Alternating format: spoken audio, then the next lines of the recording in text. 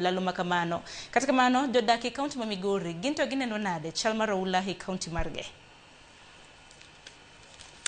Pok aneno ka sirkal oketo mise motegno manyalo konyo jopiny nikech daraja cha kaka nyocha dwa barore cha pod oket mana lo to kane ka oseketne ikruok manyalo miyo kata koro geche nyalo kadhe. Yudo ka geche sani ng'ado ndara mabor kendo bei ma transport yudo kosebedo malo nikech giwacho ni giluoro.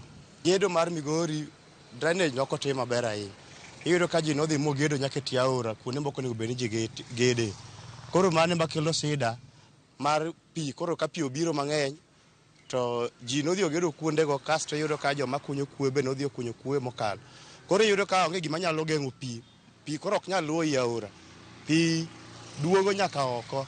Koro mane sida mantiere kaso ji be nodhi ogede tie aora mane koro ema kelo sida maduong' ahinya. Pi mapong'ni obiro nikech encroachment ma otim gi natives mek Migori County kendo anya wacho ni ninde class en gimotimore. Anya blame both the government and even the citizens nikech sama ng'ato encroach kumo obedo reserved ne pi nitiere procedures kata processes mokale to gigi ikete lwedo gi county government kata national government. Koro anya wacho ni ase otinga kendo ase nyathi gweno nikech gigi duto biro nikech collaboration mar both the government gi jopiny.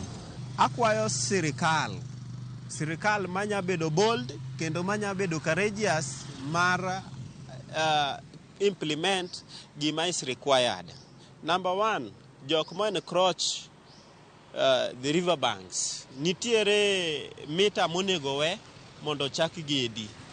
Koro ka ng'ato gede tie pi, ka ng'ato gede wang' pi, akwayo mana sirikal mondo ofes gini head on, onyisi ng'ani ni odar mondo mi pi ok kosga yore, pi ong'e yore ma kata ketima ng'o to chieng' ka pi biro to pi dhi luwo mana kuma no ojaga luwo.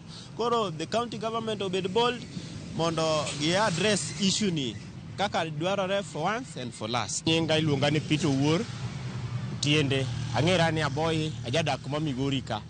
Gima dwana wachi weche mag pi, wan kaka wajo piny wasehinyore kabisa. Moloyo odiochieng' ma piny ne rugodo ticha nyongesa.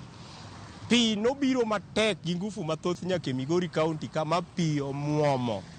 Odonjo kuonde ma ji nok expect ni pi nyalo donje. Ywakna maduong' en ni sirikal ere ikruok moro bobedo ga gode weche mapore machalo gi weche mag pi manyomuomo. Nekech pigni kobiro to ote minyalo yudo kuom sirikal en ni daru dhi udag kuma ni malo. Kuma ni malo ni be kia ni en malo mane nikech kata kiteri ewi god to god ni ok digerie e ot midage to kata iyudo kama ibede ewi got e yien ichiemo tinindo. Ka nitiere suna, ka nitiere kama gige nindo manyaka idwa to gigi pi odhigo kodari e udi.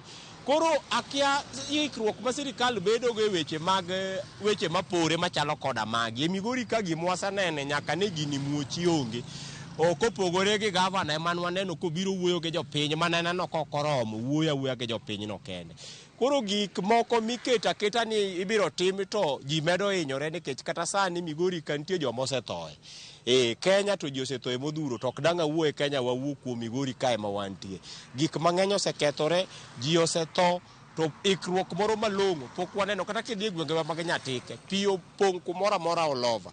Nyaka sani bridge marwa ma daraja kae. Pi opong', daraja no kethore, gima osetim malong'o bende onge madalo kata kelo geno ne japiny ni jodala wa gini osechake. Sani en ndalo 4 daraja no lor, movement onge, koro ok wang'eyo ni to wan kama chalo nade. Ok ma sirikal onego keti number 1 wach mar koth ok en gima obiro kawuono, ma gima timre higa ka higa.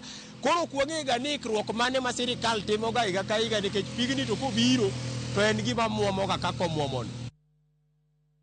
Makende penjo mabende jopiny mopogore penjore ni ikruok mane mabende itimo kinde ka kinde, pile ka pile, higa ka higa to higa ka higa